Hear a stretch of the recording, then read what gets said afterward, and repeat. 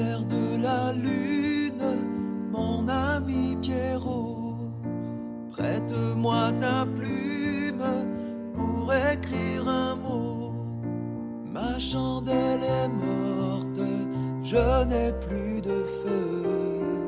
Ouvre-moi ta porte pour l'amour de Dieu.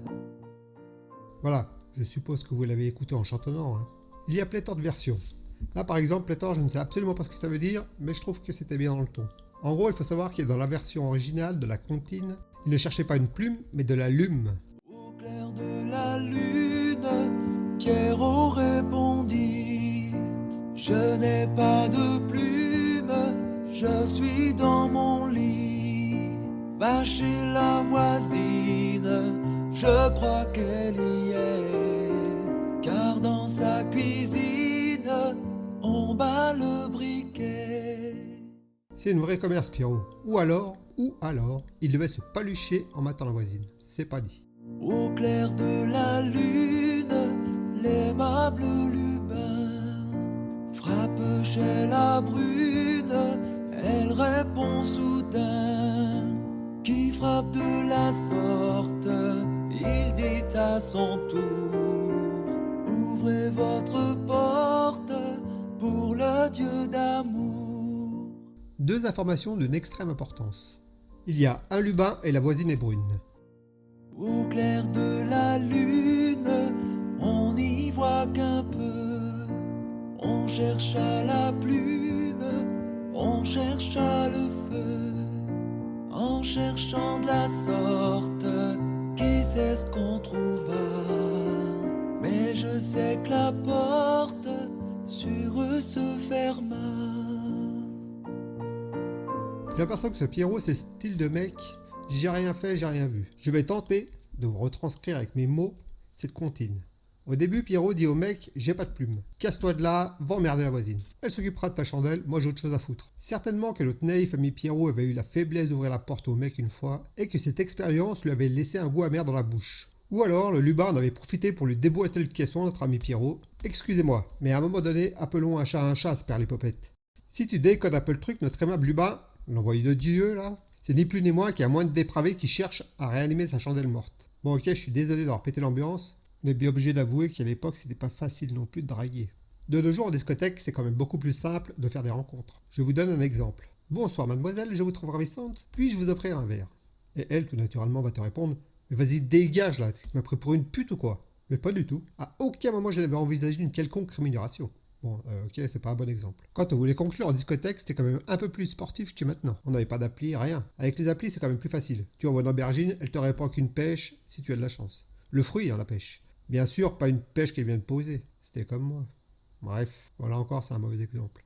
Pour en revenir en discothèque, il y a une fenêtre de tir qui est extrêmement courte. Et là, je parle pas de la fille, mais de la série de slow. Il y a ceux qui restent au bar, le regard ténébreux, misant tout sur leur physique. En général, eux finissaient comme le glaçon au fond de leur verre, sans se faire sucer. Oui, pardon, j'avoue, j'ai dit glaçon. Et les chacals, qui lâchèrent leur verre pour partir à la chasse, tels des félins à l'affût d'une proie. Petite parenthèse, cette traque s'effectuait quasiment en nocturne. Les filles avaient les dents bleues à cause des néons. C'était très mal éclairé, sorte de filtre Snapchat pour les plus jeunes. De nos jours, c'est un peu plus simple, avec les téléphones portables, tu peux te servir de la lampe torche pour contrôler l'état général. C'était une série de 5 ou 6 slows grand max. Il fallait faire preuve d'originalité pour courtiser et inviter la fille. Mais il ne fallait pas l'embiner non plus. Le compte à rebours. Tic, tac. Il y avait de la tension. L'invitation n'était que la première étape.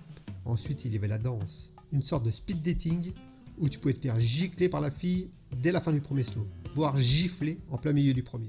Tu devais rapidement engager la conversation avec elle. La musique était forte, ce qui avait pour avantage de t'obliger à effectuer un rapprochement stratégique pour faciliter le dialogue.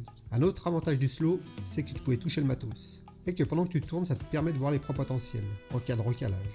Ou alors, pour les plus romantiques, de mater le cul des autres filles pendant qu'elles te racontent sa journée. Oui, oh, ça va, l'homme est bien au-dessus de tout ça. Bon après, même si t'en as rien à foutre, il faut bien engager la conversation et lui demander comment elle s'appelle. Ça peut paraître con, je sais, mais il faut bien démarrer par quelque chose. Tu fais répéter 10 fois parce qu'elle n'entend pas ta question, toi t'entends pas ses réponses, t'avais 3-4 minutes pour la persuader que t'étais pas un gros loser, une vraie galère. Bref, le dernier slow dont je me souviens, j'étais avec 5 potes et à une table pas très loin, 2 filles potentiellement belles. Oui, ça va, je déconne. La lumière, les néons, tout ça. Je l'invite, elle dit oui, inespéré pour moi. Je joue à de courte durée parce que la fille faisait 20 cm de plus que moi. C'est pas moi qui suis petit, c'est elle qui était grande, d'accord? Donc quand elle s'est levée, j'ai déjà eu l'air bien con. Sur la piste, je vous en parle même pas. Le seul avantage de ce jour, c'était la vue imprenable que j'avais sur ses seins. J'étais obligé de gueuler comme un débile pour qu'elle m'entende. À chaque fois qu'on tournait, je voyais mes potes se foutre de ma gueule. Une vraie horreur. J'appréhendais vraiment la fin du slow parce que je savais que j'allais bouffer du lolo de jardinier pendant un bon moment. Ce qui n'a pas traîné. J'arrive à la table fébrile, un de mes connards de potes me dit « Alors, le jardinier est toujours fidèle à toi-même ?» Un autre de mes potes me demande pourquoi il m'appelle le jardinier. Là, j'ai pas eu le temps de répondre, il y en a qui s'est saisi de la perche. Il lui a dit « Bah tu ne vois pas ? Regarde bien, regarde sur son front. » L'autre « Bah je vois rien. » « Et si, regarde bien, tu vois pas la trace rouge ? La trace du manche ? » « Mais quel manche ? Je vois rien moi. »« Mais si, le manche du râteau qui vient de se prendre. » Super, mort de rire. Bon après j'ai changé de technique, je vous cache pas. Ce qui m'a valu de changer de surnom aussi. On m'appelait le Fossoyeur. Je ne vais pas vous expliquer pourquoi. Assez parlé d'amour, revenons à la comptine. La voisine de Pierrot ouvre la porte. Enfin un peu d'action. Mais on ne sait pas ce qui se passe. Merci Pierrot, j'ai envie de dire, pour toutes ces informations capitales que tu nous as distillées tout au long de cette comptine. Ce qui nous oblige à extrapoler sur ce qui s'est passé dans cette cuisine. Le Lubin rentre. Lui, ce qu'il veut, c'est battre le briquet. Donc je vous donne la définition immédiatement. Faire la cour à une demoiselle, avoir un rapport sexuel, faire jaillir des étincelles à l'aide d'une pierre. Pas con le dieu amour. Après, elle va sûrement lui polir la chandelle, j'imagine. Lui, il va lui faire jaillir des étincelles plein les cheveux. Si vous voyez qu'est-ce que je veux dire. C'est résumé, certes, mais c'est l'idée générale, je pense. N'empêche que cette comptine est restée dans les annales grâce à une plume. Merci de m'avoir écouté. Allez, au dodo maintenant. Demain, c'est catéchisme.